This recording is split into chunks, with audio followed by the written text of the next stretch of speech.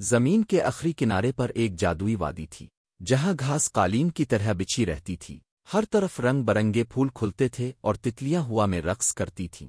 وہاں ایک نام سب کی زباں پر تھا، نیلما، فیشن کی دنیا کا سب سے روشن ستارہ تھی۔ اس کے بال سنہری دھوپ کی طرح چمکتے تھے اور اس کی مسکراہٹ اتنی دلکش تھی کہ دیکھنے والا پلک جھپکنا بھول جاتا۔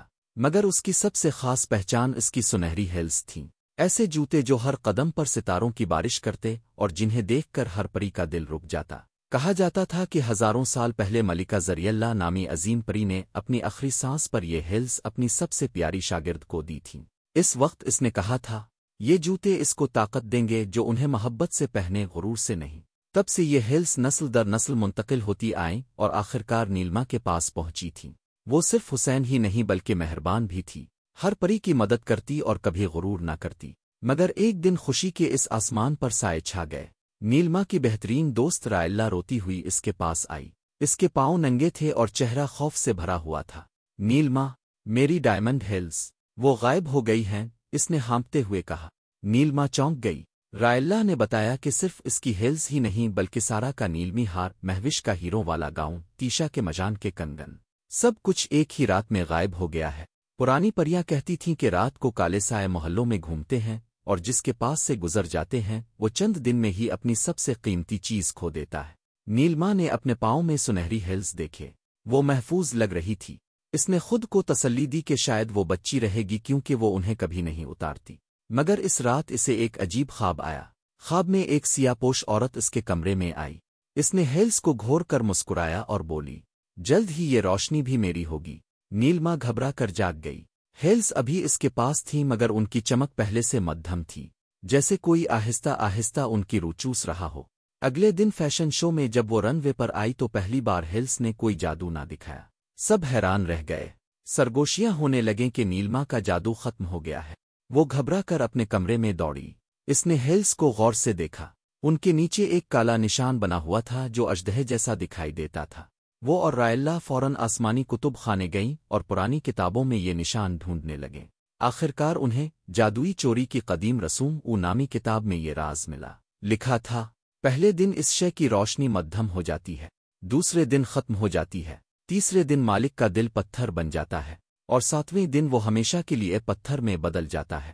نیلما کانپ اٹھی، مطلب میرا وقت ختم ہو رہا ہے۔ رائلا نے کہا، اس جادو کا مرکز آئینوں کی گھاٹی ہے، وہیں جانا ہوگا ورنہ سب ختم ہو جائے گا۔ دونوں نے سفر شروع کیا۔ گھاٹی میں پہنچی تو انہوں نے دیکھا کہ وہاں عجیب سائے گھوم رہے تھے۔ وہ بولے، ہم بھی کبھی روشن پریاں تھے مگر ایک جادوگرنی نے ہماری روشنی چرا لی، اب ہم صرف سائے ہیں۔ نیلما نے عزم سے کہا، ہم اس جادو کو توڑیں گے اور تمہیں آزاد کریں گے۔ آخرکار وہ آئینوں کے محل کے سامنے پہنچی۔ یہ محل شیشوں کا بنا ہوا تھا، ہر دیوار، چھت اور دروازہ آئینے کا تھا۔ دروازہ کھلا اور ایک عورت باہر آئی۔ اس کا نام نوشا تھا۔ اس کے لمبے کالے بال، نیلی آنکھیں اور حسین لباس دیکھ کر کوئی بھی دھوکا کھا سکتا تھا۔ اس نے میٹھی آواز میں کہا، خوش آمدید، میں تمہارا انتظار کر رہی تھی۔ محل کے اندر ہر کمرے میں خزانے تھے، ہیروں کے گاؤن، جوتے، زیورات، سب آئینوں کے پیچھے بند تھے جیسے عجائب گھر ہو۔ اچانک رائلا چیخ پڑی، یہ تو میری ڈائمنڈ ہیلز ہیں۔ نیلما نے بھی دیکھا، سارا کا ہار، مہوش کا گاؤن، سب وہاں موجود تھے۔ نیلما کو سمجھ آ گئی کہ یہی وہ چور ہے۔ نوشا ہنس کر بولی، خاص، یہ سب میرا ہے، تمہاری ہیلز بھی جلد میری ہوں گی، ان کے بغیر تم کچھ نہیں۔ مگر اسی لمحے نیلما نے نوشا کو پہچان لیا۔ تم تو ہماری پرانی دوست ہو، تم نوشا سیلوا ہو، ہماری شائیں سسٹر۔ نوشا کا چہرہ بدل گیا، اس کی آنکھوں میں آنسو تیر گئے۔ ہاں، میں وہی ہوں، مگر جب سب تمہیں دیکھتے تھے تو مجھے نظر انداز کرتے تھے، میں اکیلی رہ گئی۔ پھر میں نے سوچا، اگر میں سب سے اوپر نہیں تو کوئی بھی نہیں ہوگا۔ نوشا کے الفاظ نیلما کے دل کو چھو گئے، مگر اس نے مضبوطی سے کہا، تم نے دوسروں کی چیزیں چرا کر روشنی نہیں پائی، اصل روشنی دل میں ہوتی ہے۔ اس نے اپنے جوتے اتاری اور ایک قدم آگے بڑھایا۔ اچانک اس کے پاؤں سے روشنی نکلنے لگی، جیسے اس کا دل چمک رہا ہو۔ یہ روشنی قید پریوں تک پہنچی اور ان کی چرائی گئی چیزیں بھی جگمگانے لگیں۔ شیشے ٹوٹ گئے، زیورات، ہیلز اور گاؤن اپنے اصل مالکان کو واپس مل گئے۔ نوشا نے غصے سے سیا جادو چھوڑا، اس کا لباس کالے طوفان میں بدل گیا، اس کے جوتے آگ میں لپٹ گئے، مگر پریوں کی روشنی اب متحد تھی۔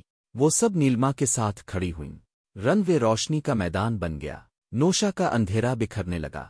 آخرکار جب آئینوں میں اس کا اصل عکس دکھا تو وہ محض ایک اکیلی لڑکی تھی جو اپنی اپنی روشنی بھول گئی تھی۔ نوشا فرش پر بیٹھ گئی اور رو پڑی، میں نے سب کچھ کھو دیا، اپنی دوستیاں اور اپنی پہچان بھی۔